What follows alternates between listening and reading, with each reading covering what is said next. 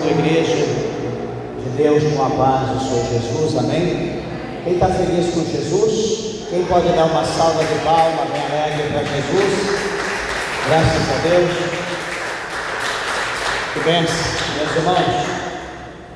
Louva a Deus pela vida, pela graça que o Senhor Deus tem nos dado, pela oportunidade de estarmos reunidos na sua presença, para que juntos possamos adorá-lo na beleza da sua santidade. Louva a Deus por cada um dos meus irmãos, das minhas irmãs, todos os ouvintes da palavra de Deus. Que o Senhor abençoe grandemente a tua vida. Eu tenho a certeza que o Senhor Ele tem uma palavra para ti nessa noite, amém? Meus irmãos, vamos ler a palavra de Deus comigo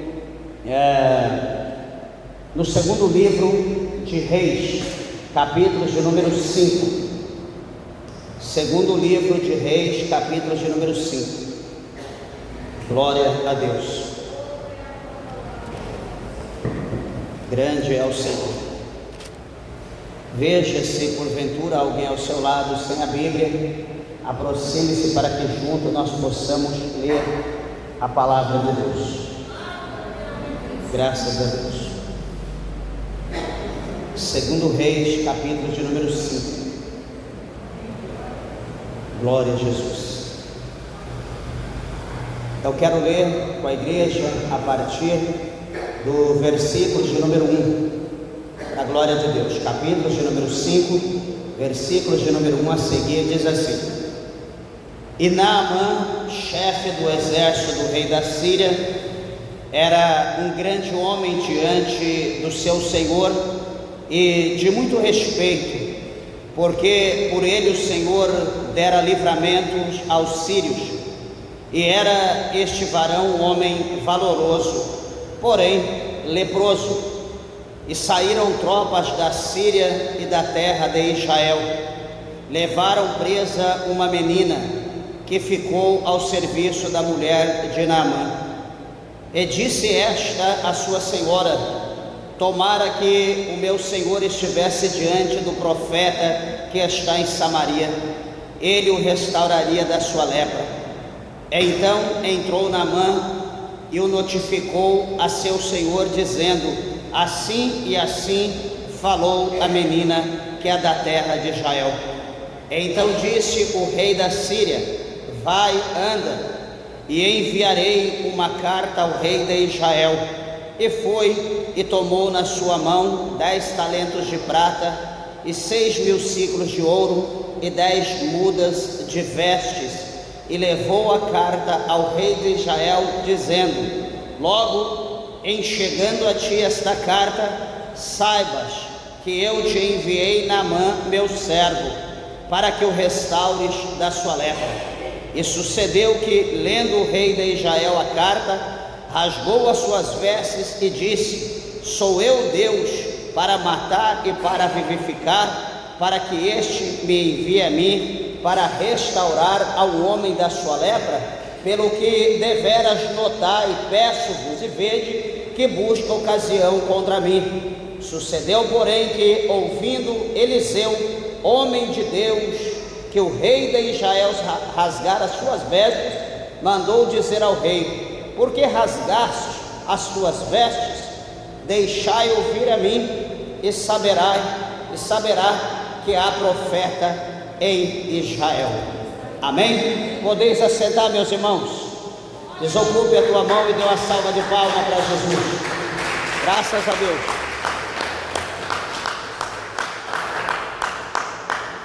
Glória a Jesus. Meus irmãos, eu peço por favor a tua atenção, a tua reverência à palavra do Senhor, e tenho certeza que Deus Ele tem uma palavra ao nosso coração. Igreja, lemos aqui na parte deste capítulo de número 5, desse texto glorioso, aonde a palavra do Senhor aqui, até onde nós lemos, a Bíblia vai mostrar um homem, que havia muito poder, um homem que era conhecido por ser chefe, do exército do rei da Síria, era um comandante, das tropas do exército da Síria, e esse comandante era um homem que, segundo aqui nos mostra o verso de número 1, esse homem, ele tinha fé em Deus.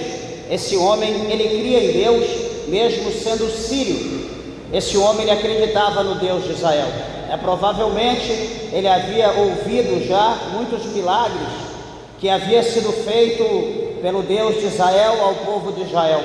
Talvez ele já havia presenciado muita coisa no decorrer da sua vida, das suas batalhas. E esse homem, ele tinha fé no Senhor, porque a palavra de Deus vai mostrar que esse general, esse comandante, ele, por intermédio dele, da sua pessoa, ou supostamente poderíamos dizer da sua fé, o Senhor Deus havia dado muitas conquistas, muitas vitórias para o rei da Síria. Então veja que este homem, esse comandante, ele não era um simples homem, um comandante qualquer, mas era um homem de fé, e um homem que a fé dele, talvez as atitudes, as obras que ele praticara no decorrer servindo o rei da Síria, agradou a Deus, talvez um homem generoso, talvez um homem bondoso, talvez um homem que poupou muitos do povo de Israel nas suas pelejas, nas suas batalhas, de maneira que a ação, a obra desse comandante agradou a Deus. E veja que muitos livramentos Deus concedeu aos sírios por intermédio desse homem, Então é interessante que a Bíblia diz que o próprio Senhor, o próprio Yahvé, o próprio Deus de Israel livrou a Síria por intermédio desse homem. E veja que em meio às honrarias, que esse homem ele ganhou no decorrer das suas batalhas, as suas medalhas, as suas honrarias, enfim, a palavra do Senhor mostra para nós que este homem, ele tinha um pequeno problema. Havia um detalhe nesse homem que o incomodava, não somente ele, mas a sua casa também, o seu rei e todos aqueles que estavam sobre o seu comando. E qual era o problema, qual era o detalhe? Esse homem, ele era um homem que era leproso. Havia por baixo da sua vestimenta uma lepra. E a lepra, todo mundo conhece, a hanseníase, sabe que ela vai comendo, vai definhando o corpo da pessoa, daquele que é acometido por ela, vai comendo ali, vai tirando parte do corpo da pessoa, até que chega até o osso, vai comendo tudo, é uma coisa horrível. E veja então que eu imagino que pelo poder que esse Naamã ele tinha, e pelas condições que era imposta a ele, esse homem certamente ele procura todos os meios de cura diante dos seus deuses, dos deuses da Síria, ou enfim, entre outras nações, e ele não tem resultado nenhum acerca daquilo que ele procurava, que era a cura, que era o milagre. Mas chega um determinado dia que, imagino que devido à bondade desse comandante, ele, em meio às guerras com Israel, ele traz ali para sua casa, ele leva para sua casa uma jovem, uma menina, supostamente menor de idade, para que pudesse ali estar ao serviço da esposa de Naamã, ajudando na sua casa no dia a dia. E então, certamente aquela menina, ela vai ver, vai sentir ali, o odor forte do problema, da enfermidade, da doença.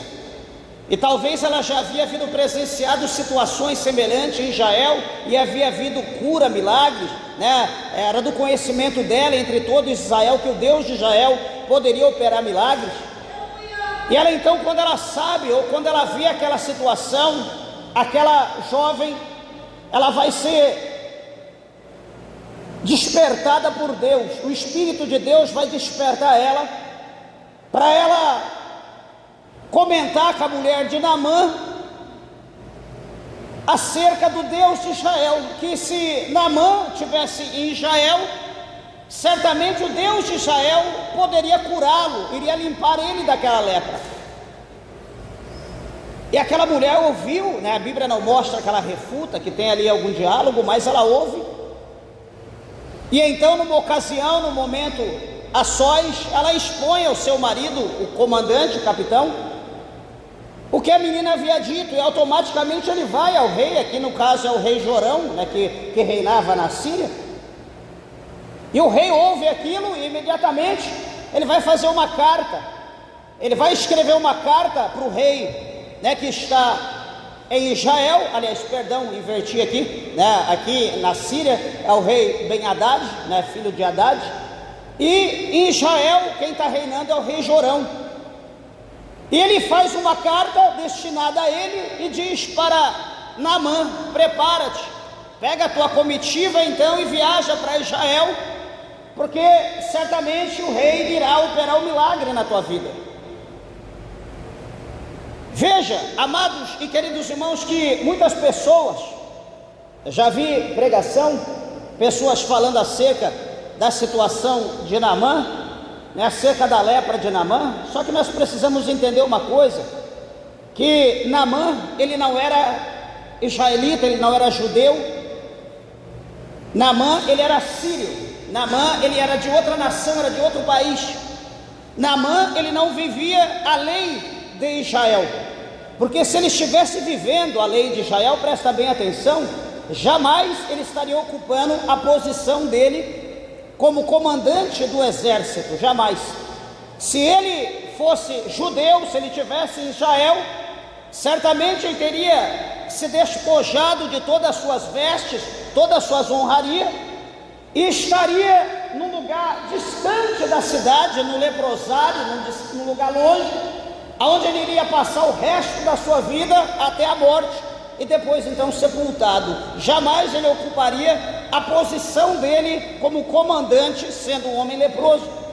Nós observamos um pouco mais à frente, quando a Bíblia vai mostrar de um rei, vai falar um rei, que também esse rei foi um rei muito poderoso, um rei que Deus o exaltou de uma maneira muito grande, até que chega um dia, em meio à exaltação, o poder que está sobre ele, ele sai do seu trono, do seu reino, e ele vai até o templo, e a Bíblia diz que ali ele pega incenso, e ele vai queimar incenso, vai oferecer incenso, lembrando que a questão da ordem do templo, do sacrifício, tudo que era feito, tinha o sacerdote, tinha os levitas, que eram responsáveis por essa situação. Isso não era coisa do rei, o rei tinha que governar, não oferecer incenso, mas como ele estava exaltado, poderoso, ele entra no templo e ele começa a fazer o que era para o sacerdote fazer. Entra cerca de 80 sacerdotes de uma vez e repreende o rei, dizendo para ele não fazer aquilo, que aquilo não era trabalho dele, não era para ele fazer, que ele estava cometendo um pecado. Porém o seu coração estava exaltado, ele refuta, ele continua, ele não dá ouvido. Então a partir daquele momento o Senhor Deus coloca sobre ele uma lepra, a lepra estoura na sua testa e começa a pipocar e estourar a lepra no seu corpo todo, e então aqueles sacerdotes dão um jeito e arranca ele para fora, tira ele à força dali, e agora então ele vai ser arrancado, vai ser levado para longe da veja, que é um rei de Israel, o rei poderoso, ele é tirado, ele é levado para um lugar distante, e ele vai ficar ali, então, cerca de mais 3 anos, até que ele morreu de lepra. Ele não pode ocupar o reino, ele não pode ocupar o trono, ele não pode exercer nenhuma função sendo judeu. Todavia, Naamã, sendo sírio, o costume é outro, o hábito são outro, né? A lei é outra, enfim, eles vivem como eles acham que devem viver. Então o povo de Israel, eles viviam sobre uma ordenança de Deus, sobre uma lei de Deus. Então quero chamar a atenção dos irmãos a essa introdução, que a igreja de Deus, o povo de Deus, né, nós que servimos o Senhor, nós também somos um povo diferente, como o povo judeu que tinha a lei de Deus, os mandamentos do Senhor, eles precisavam viver, andar por eles, para que eles pudessem ser abençoados pelo Senhor, ser prósperos por Deus, eles precisavam seguir a risca. Assim também, amados e queridos irmãos, eu e você, nós que um dia levantamos a mão para o Senhor, né, que fazemos o uso da Bíblia Sagrada, nós que um dia fomos sepultados nas águas do batismo, ressuscitamos e agora vivemos não mais para nós, mas vivemos para Cristo, ou Cristo vive em nós, não é mais a nossa vontade, mas a vontade dele. Nós também precisamos viver novidade de vida, viver diretamente para Deus, viver diretamente para Cristo, segundo a sua palavra. E quando o crente, quando a igreja, quando as pessoas que conheceu a Jesus, que foi batizado, que participa do corpo e do sangue do Senhor, que faz uso da Bíblia, e começa a se extraviar, começa a se distanciar da presença de Deus, ou procurando imitar os costumes do povo do mundo, o povo das outras nações, vamos dizer dessa forma, o povo do mundo que não conhece a Bíblia, a palavra de Deus, vai chegar um momento que a mão de Deus, ela também começará a ser pesada sobre esse homem, sobre essa mulher de Deus. Então eu quero dizer para a igreja que a palavra do Senhor,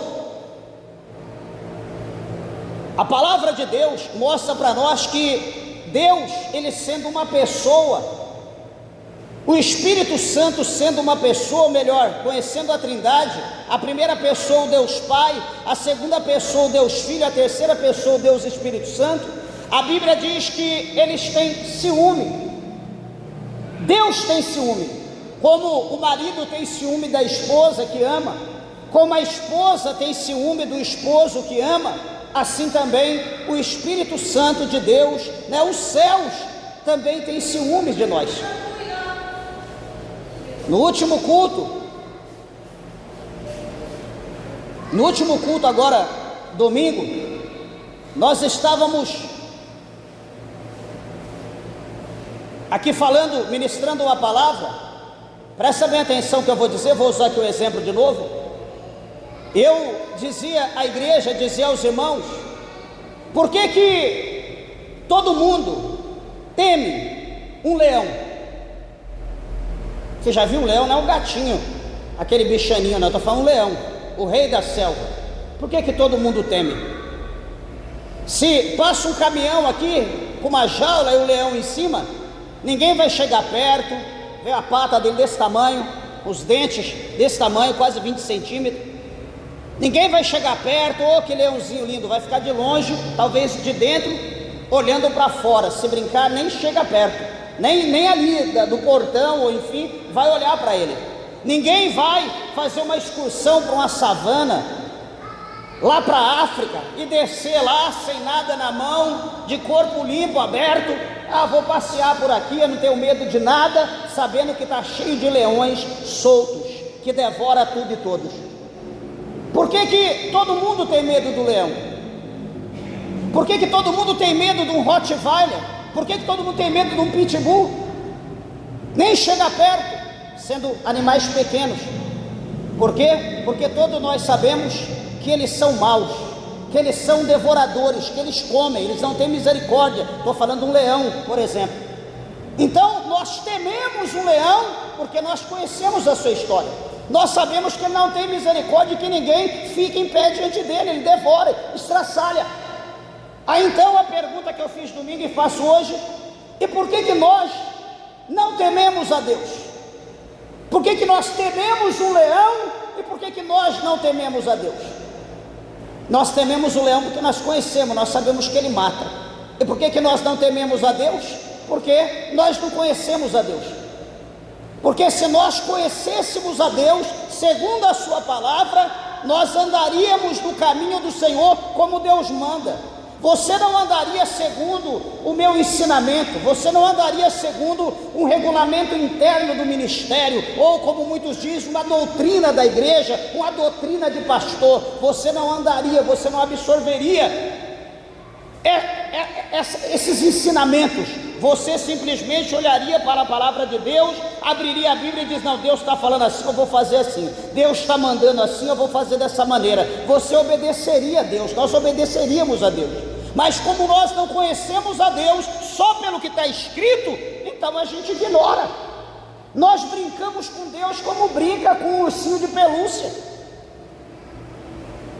Só que, detalhe, nós podemos brincar com Deus, nós podemos estar enganados acerca da pessoa de Deus, como muitos estão, que olha para Deus como se Deus fosse um velhinho barbudo, todo de branco, com um cajadinho na mão, tremendo ali, um velhinho que só sai amor dele, só coraçãozinho, emanando o coração. Ah, que amor, que Deus bom, que Deus bobo, não vai fazer nada com ninguém. É assim que a gente olha para Deus. Ou, em outra circunstância, cada pessoa olha para o céu e imagina Deus. Sabe aquele Deus imaginário? Uma vez acho que eu preguei sobre isso. As pessoas que têm na sua mente um Deus imaginário, ele pensa, peraí, Deus é assim. Aí ele vai e cria, imagina um Deus e pronto, meu Deus é assim, então eu creio que Deus é desse jeito e pronto. A Bíblia para ele não quer dizer nada, o importante é o que ele pensa. Só que, meus irmãos, a palavra de Deus, o escritor aos Hebreus, ele deixou mencionado, deixou relatado que Deus, ele é amor. Também Deus, ele é um fogo consumidor.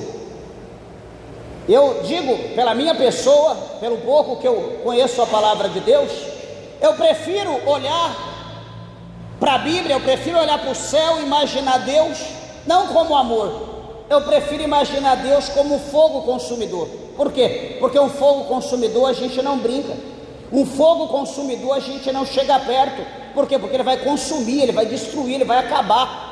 Nada ficará diante dele, do fogo consumidor. Então eu prefiro ver Deus dessa maneira, do que eu ver Deus é amor. Porque se eu olhar para Deus como Deus é amor,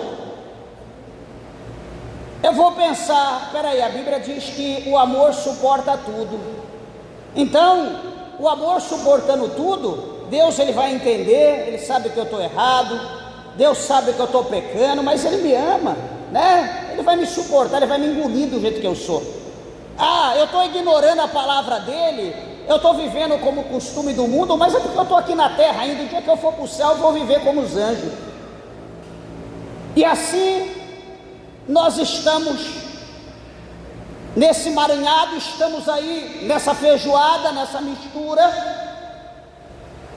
pensando que Deus é o que a gente imagina e não o que está escrito na Bíblia.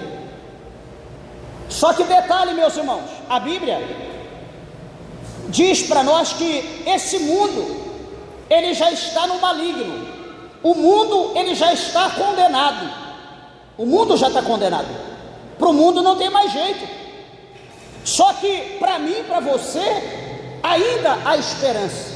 A Bíblia diz que ainda há esperança para a árvore que foi cortada no tronco, cuja as raízes estão sobre os ribeiros de águas vivas, porque no seu tempo ela vai brotar, ela vai crescer, ela vai florir, e ela vai voltar nas estações certas a dar o seu fruto. Por quê? Porque as suas raízes estão em águas.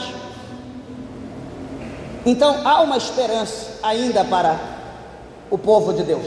Então, por que eu estou dizendo isso? Porque eu estou dando essa introdução, que você que é crente, talvez você não sabia, você é separado, você é diferente das pessoas do mundo, você é diferente do teu marido, você é diferente da tua esposa, você é diferente dos teus pais, você é diferente dos teus filhos. Por quê? Porque você serve a Deus. O crente, ele é diferente, a igreja tem que ser diferente. Eu sempre costumo dizer o que o apóstolo São Paulo, ele diz lá em 2 Coríntios, no capítulo de número 6, a partir do versículo de número 13, 14 e 15, aonde o apóstolo São Paulo ele diz qual é a associação, qual é a união entre a água e o azeite, o óleo. Tem mistura entre água e óleo? Não se une. Aí ele pergunta qual que é a associação entre os ídolos e o templo de Deus. Tem associação nenhuma. E entre outros exemplos. Então há essa diferença e nós precisamos entender isso. Nós precisamos pensar dessa forma, que é diferente o povo de Deus e o povo do mundo. A igreja, ela foi tirada, ela foi arrancada do mundo e foi tirada para fora. O mundo está aqui, a igreja está aqui. Os hábitos da igreja é diferente do hábito do mundo. Pastor, mas se é assim, por que o povo não muda? Porque cada um, presta bem atenção que eu vou dizer, cada um procura uma denominação, cada um procura um pastor, uma pregação, um ritmo que lhe convém. Ah, aquela igreja é boa. Peraí, mas aquele pastor prega porque eu corto o meu cabelo, eu não vou poder, porque eu pinto o meu cabelo, eu não vou poder. Peraí, não é eu que digo isso, é a palavra de Deus. E se nós quisermos ir para o céu, nós temos que obedecer a Bíblia, não eu, a palavra de Deus. E se eu sou pastor, eu tenho que pregar a verdade, eu tenho que te conduzir ao céu, não ao inferno. Não, meu pastor é duro, eu não quero, então eu vou ficar ali, porque ali eu posso usar minha calça comprida, ali eu posso usar minha maquiagem, ali eu posso viver na prostituição, ali eu posso dar meu tirinho, dar um traguinho, ali eu posso beber minha cervejinha, socialmente, tranquilo, não tem problema. Tranquilo, não tem problema, você escolhe. Só que alguém está enganado, alguém está te enganando, e ambos os dois irão para o inferno.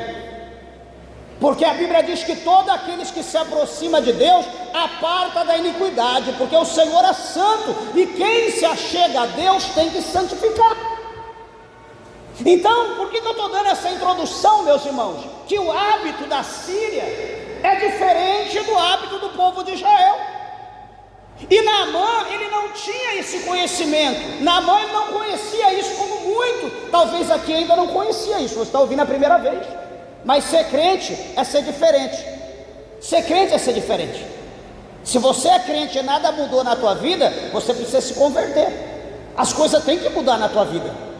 Paulo fala em 5, lá no capítulo 5 de 2 Coríntios, que as coisas velhas, ficaram para trás. Tudo se fez novo. Tudo se fez novo. Eu sou crente agora, o time de futebol que eu trocava, que eu torcia, ficou para trás. Tudo aquilo que eu gostava, que era do mundo, que eu adorava o mundo, ficou para trás. Eu repudio tudo aquilo. Agora eu vou viver novidade de vida, vou viver como Deus quer, como Cristo quer. Os meus amigos vai ser homem de Deus, as minhas amigas vai ser mulher de Deus, a minha família vai ser a igreja. Ô pastor, está sendo radical, é? Um dia, Jesus estava no templo, estava sentado, uma grande multidão ao seu redor. Jesus estava pregando, estava ensinando, e todo mundo ali do lado de Jesus, como nós estamos aqui. E chega algumas pessoas, chega ali homens, chega mulheres, chega uma senhora e manda chamar Jesus. Veja bem, chega mulheres, homens e uma senhora,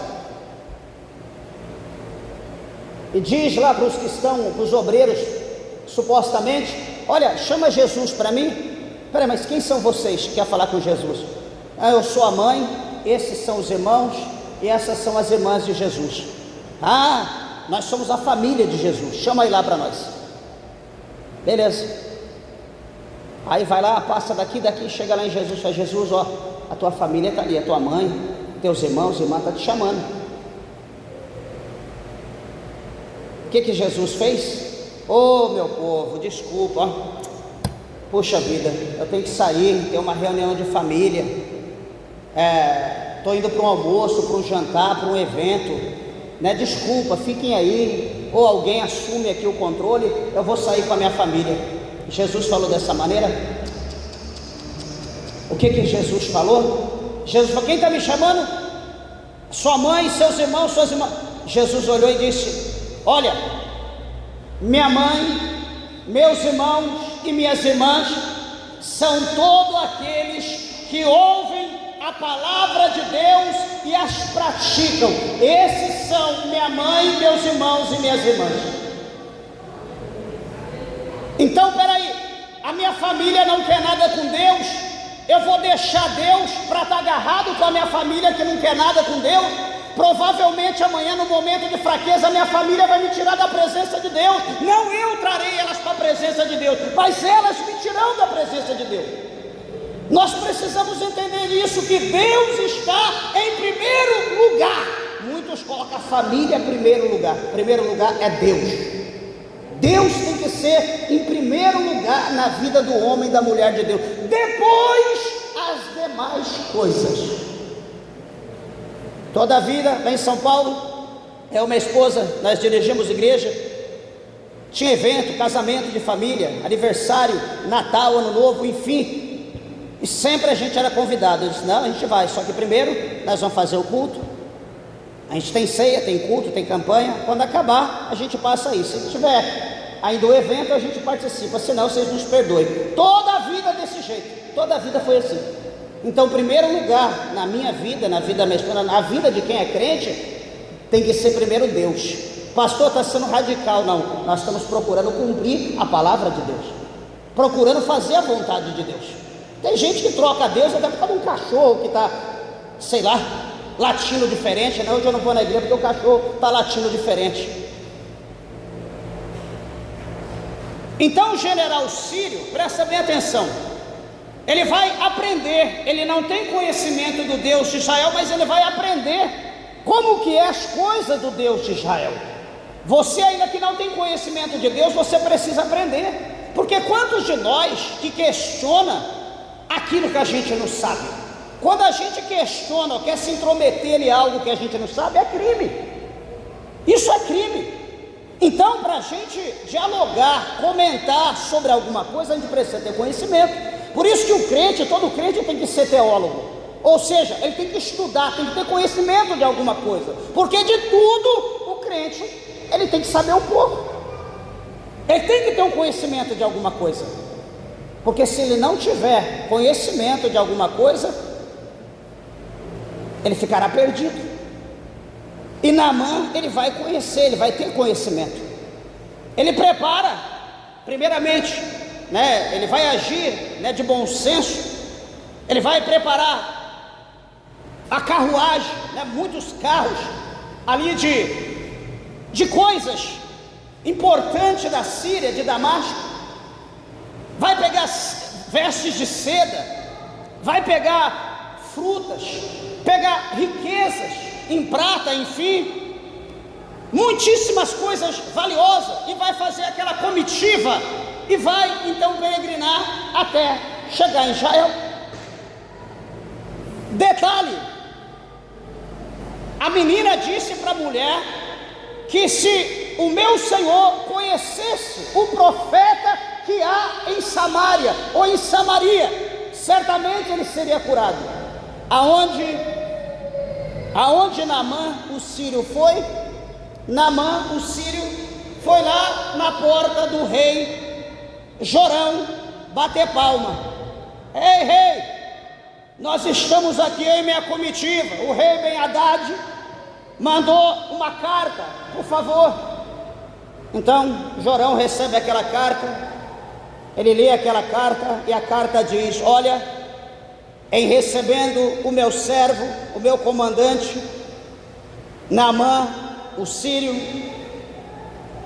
esse homem ele está leproso, e nós ficamos sabendo que tu tens o poder de curar ele da lepra.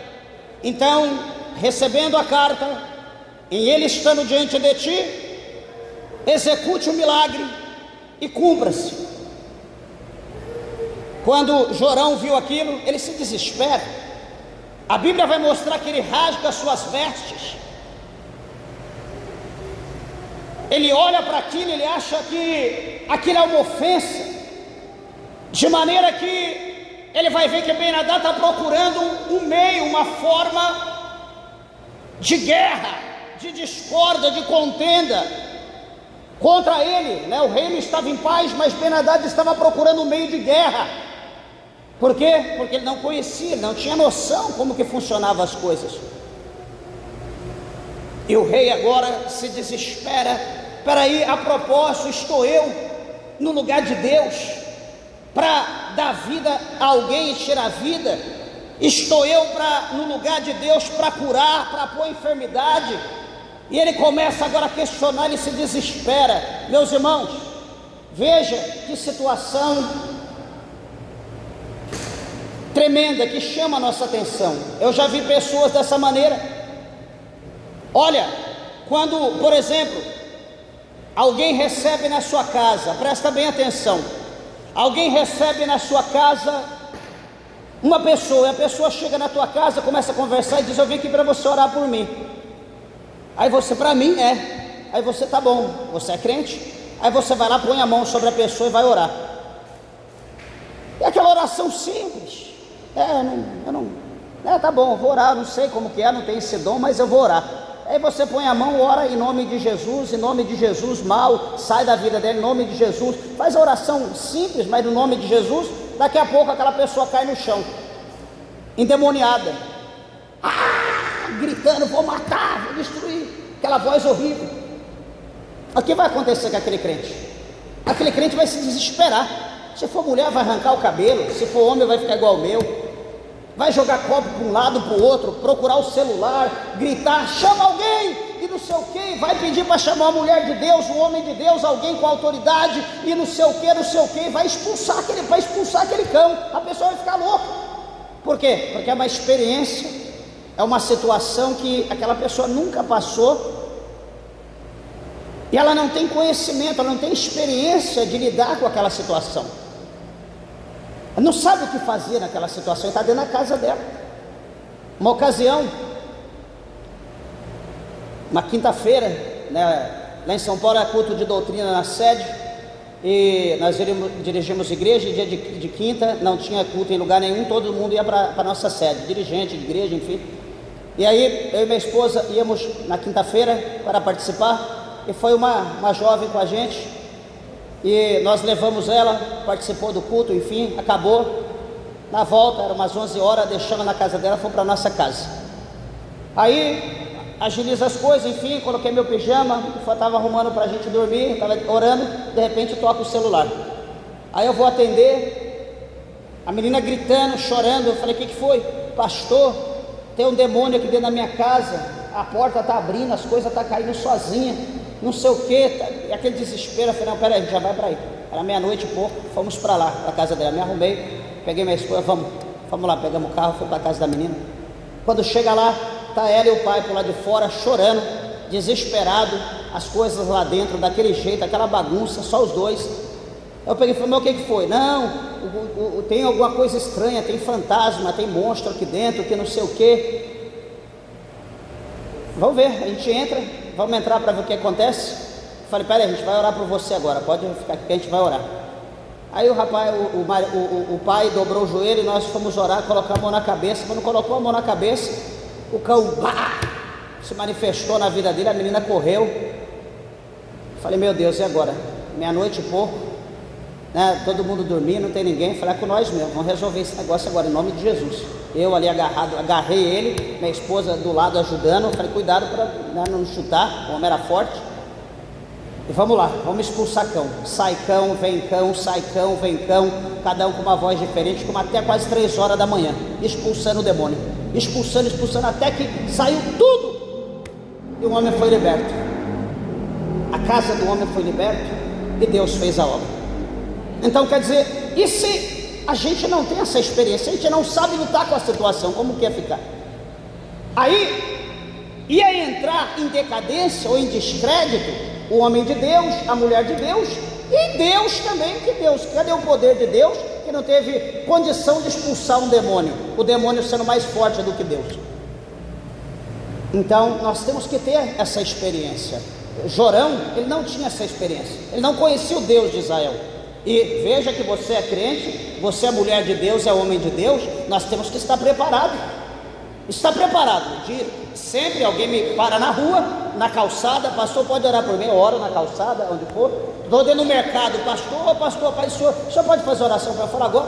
Tá bom, encosta, sai do corredor, do meio do corredor, vamos orar, encosta ali perto do lugar, ora, repreende o diabo, o que for, expulsa o cão, enfim, que Deus mandar fazer. Quantas vezes, assim, ó, dentro de farmácia, tantas vezes, a gente tem que estar preparado, porque se cair ali, se manifestar, Vão estar preparados para mandar para o cão, para expulsar e o nome do Senhor ser glorificado, a pessoa ser liberta. Jorão não conhecia isso. Ele diz: não, eu não estou no lugar de Deus, quem sou eu? Isso é ocasião de guerra, é ocasião para uma briga, para uma guerra agora entre as nações. Eliseu, homem de Deus, estava em paz. Eliseu estava tranquilo, porque o negócio era com Eliseu, o negócio não era com Jorão. Jorão foi, aliás, Naamã foi no endereço errado. Mas quando Eliseu soube, ele diz: olha, rei, por que você está desesperado? Por que você está rasgando as tuas vestes? Por que você está arrancando o cabelo da tua cabeça? Por que tu está se humilhando dessa maneira? Faz o seguinte, manda ele vir aqui, manda ele vir até mim, e ele saberá que verdadeiramente há Deus em Israel.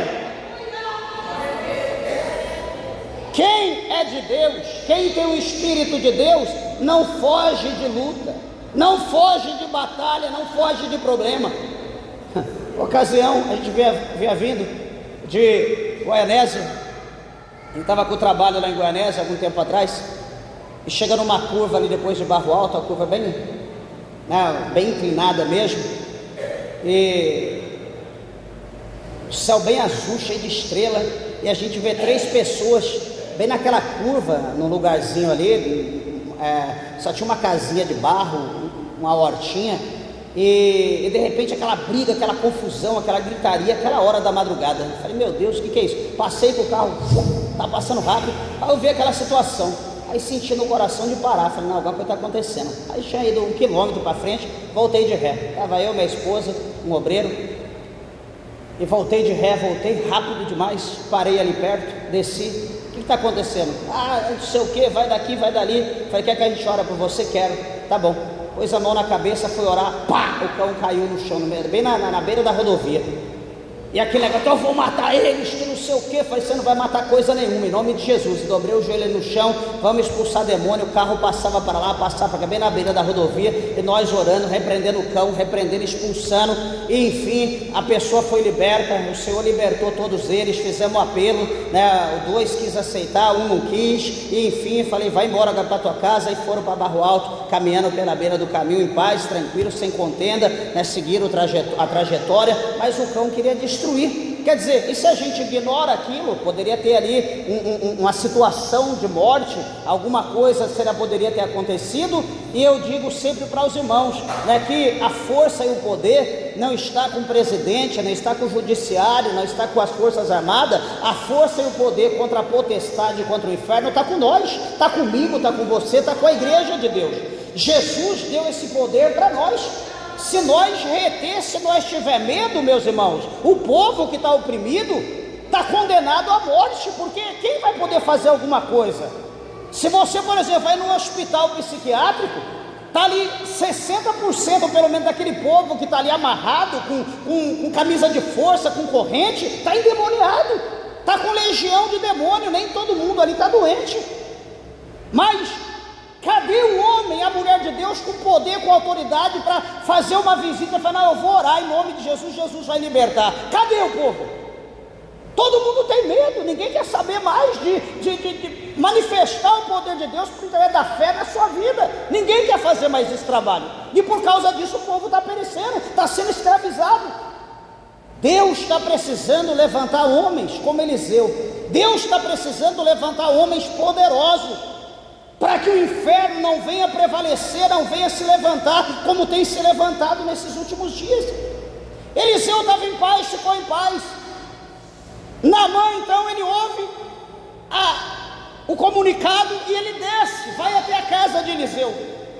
Interessante que quando ele chega na casa de Eliseu, próximo da casa de Eliseu, ele vai pensar, presta atenção, ele vai pensar: pronto, agora Eliseu vai vir, o homem de Deus agora vai vir, vai colocar a mão sobre a minha cabeça, certamente vai ventar, certamente vai escurecer os céus, certamente vai ter raios, relâmpagos, trovões, vai cair gotas de água e vai voltar tudo ao normal de novo, e eu então estarei limpo. Olha a nossa mente como que funciona. A gente pensa assim: eu vou lá no homem de Deus, vai acontecer isso, vai acontecer aquilo. Meus irmãos, nem sempre é como a gente pensa. Aqueles 10 leprosos foram até Jesus, pediu para Jesus curar. Jesus diz: eu quero ser limpo. E eles continuaram leprosos, foram embora, seguiram a sua trajetória. Mas no tocante à sua caminhada, à sua trajetória, cada passo que eles davam, a lepra ia sumindo, até que chega um determinado lugar da caminhada que eles estavam, que todos eles se tornam limpos. Todos eles estão limpos, estão como a pele de uma criança, não tem mais a lepra. Mas a Bíblia diz que um samaritano, ele deu meia volta, ele voltou correndo, foi até onde estava Jesus, correu, seguiu o caminho de Jesus, encontrou Jesus e se prostrou. E Jesus olha: peraí, não foram 10 os leprosos? Cadê os outros 9? E ele diz: só eu, Senhor, voltei, só eu vim aqui por gratidão. Então, tem coisas que às vezes a gente pensa: Jesus cura, Jesus diz: eu vou curar, e a gente quer que aconteça na hora. Mas eles continuaram a sua trajetória, e no tocante à sua caminhada, aconteceu o milagre. Jesus agiu dessa forma. Aqui com Naamã, imagina, pensa um monte de coisa: vai acontecer isso e tal.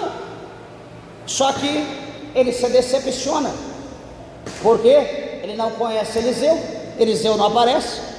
Vem lá o servo de Eliseu.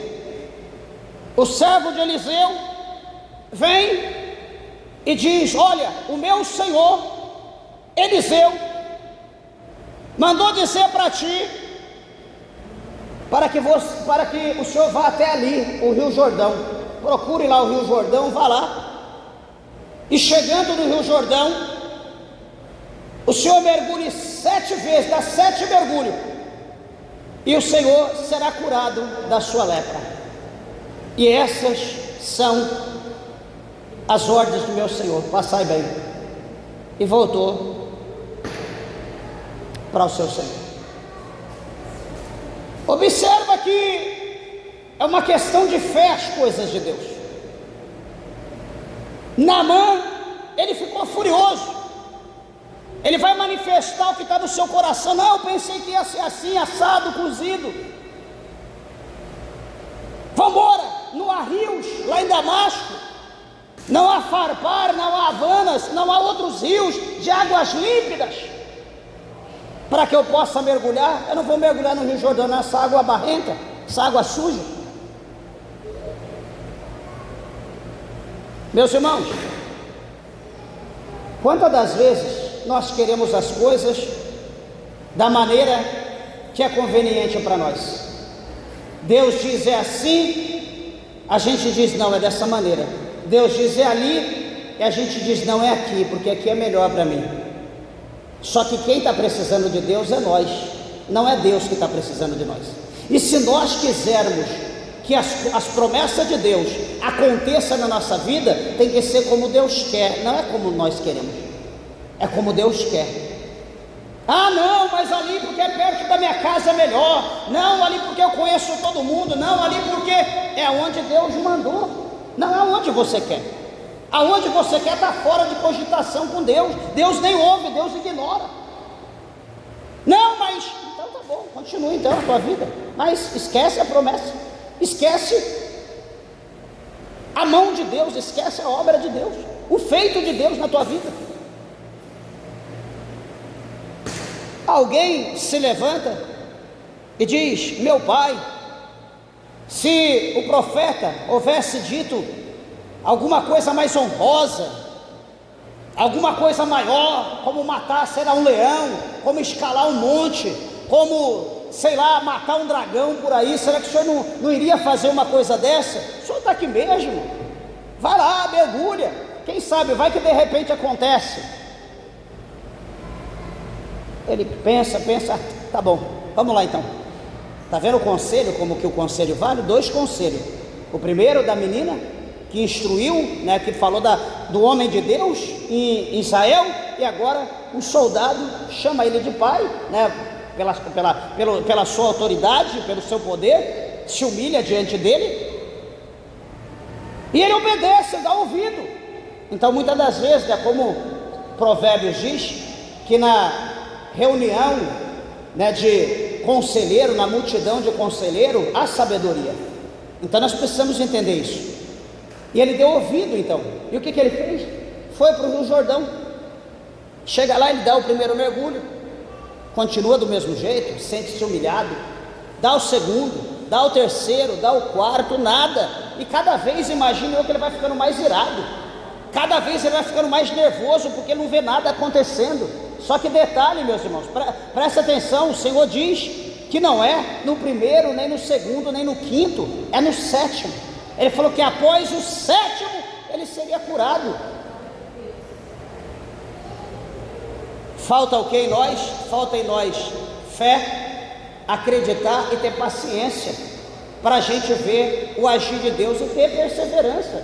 A perseverança é a chave do milagre na nossa vida. Veja bem que quando ele mergulhou a sétima vez, quando ele sai do sétimo mergulho, a Bíblia diz que a pele de Naamã, ela está limpa, ela está como a pele de um bebê, de uma criança. Então observa que se no princípio, lá com o Jorão, com o rei, ele se desentende, ele vai embora, ele perderia a bênção. Se ele descendo a casa de Eliseu, aquilo que ele esperava não aconteceu, se ele desanimasse, fosse embora, não ia receber o milagre. Se ele não houvesse ouvido o conselho dos seus soldados e mergulhado no Rio Jordão, ele não teria recebido o milagre. O que eu quero dizer para os irmãos, e vou encerrar com isso, meus irmãos, que na nossa trajetória para o milagre de Deus, na nossa trajetória para cumprir as promessas de Deus na nossa vida, se levanta muitas barreiras, se levanta muitos impedimentos. No tocante, tudo isso é só para esfriar a nossa fé, só para abater a nossa fé, para nós não prosseguirmos, para nós não continuarmos, porque aquele que se levanta contra a nossa vida para abater a nossa fé, sabe que se nós continuarmos, se nós perseverarmos, se nós continuarmos crendo, se nós continuarmos fazendo a vontade de Deus, nada vai impedir que nós venhamos vencer, que nós venhamos tomar posse do milagre que Deus falou para nós. Então é por isso que o inimigo se levanta. Não, você vai fazer campanha de 7 dias? Para com isso, você foi o primeiro dia, nada deu certo. Ah, você quer fazer campanha de 7 dias, já foi 3 dias? Para com isso, você não está vendo nada. Que negócio é esse? Daqui a pouco aparece um convite para uma festinha, aparece um convite para comer um pastel ali na esquina, aparece um convite para comer um hot dog prensado ali na praça. Eu estou em campanha, mas alguém me convidou para comer um hot dog, paciência, eu vou lá então. Então, quando nós estamos em propósito, muitos pratos aparecem. Tem gente que vai jejuar, antes de jejuar nunca acontece nada. Ele começou a jejuar, alguém liga, vem almoçar na minha casa, alguém buzina, eu estou almoçando na churrascaria, você não quer ir comer comigo? Vamos lá, eu vou pagar. Você está em jejum, alguém traz um prato terrível, abençoado na tua casa, eu trouxe isso aqui para somar, para a gente almoçar junto. Por quê? Porque você está em jejum. O inimigo sabe que se você perseverar, você vai ser abençoado. Então ele quer fazer de tudo para você quebrar o seu jejum. Ele quer fazer de tudo para você não continuar a sua perseverança. Ah, hoje é culto, culto do que não? Hoje é culto de doutrina, é culto de ensinamento. Ah, mas mais um culto, o pastor vai falar a mesma coisa. Mais um culto, vou lá para ver o pastor arrancar o nosso couro. Ah não, deixa eu ir não sei para onde, e vai procurar o que não perdeu. De repente nessa que sai para procurar o que não perdeu, bate o carro, sofre um acidente com moto, perde a carteira com documento, arruma uma briga em tal lugar. Quer dizer, se você estivesse na igreja, você estaria abençoado, Deus estaria te dando vitória, você estaria recebendo livramento. Por isso que estar na presença de Deus é melhor do que estar em qualquer outro lugar, como o salmista falou. né? É melhor um dia na casa de Deus do que 1000 em outros lugares. Então, igreja, com essa palavra eu quero dizer aos irmãos: esteja Deus, né? Tenha Deus em primeiro lugar na tua vida. Procure andar segundo a vontade de Deus, segundo o que a Bíblia ensina, não segundo as pessoas, não segundo, porque é homem, é mulher de Deus, não importa, o importante é o que a Bíblia diz. Sabemos que nós estamos vivendo um dia difícil, os dias que nós estamos vivendo é um dia difícil, né? Satanás, quando ele cai, ele está caindo, ele está descendo, foi derrubado. Ele dizia: ai da terra, ai dos habitantes da terra, ai dos moradores da terra. Por que o diabo está dizendo ai dos habitantes da terra, ai dos moradores da terra? Porque ele sabe que para ele não tem mais jeito. Por que ele está desse jeito? Porque ele sabe que o tempo está resumido. Então ele tem que fazer noite e dia o que ele tem que fazer: destruir noite e dia o povo, esfriar a fé das pessoas, ceifar almas, levar para o inferno, aos montes. Então aquele que é esperto, aquele que é inteligente, se achegará a Deus, se aproximará de Deus, abraçará Deus e perseverará com Deus até o dia da nossa redenção. Eu encerro dizendo o que o escritor aos Hebreus disse: que um pouquinho de tempo, o que há de vir, virá e não tardará. Amém? Jesus está às portas, fiquem preparados. Palmas que exalta e glorifica o nome do Senhor. Bem alegre, exalta o Senhor Jesus.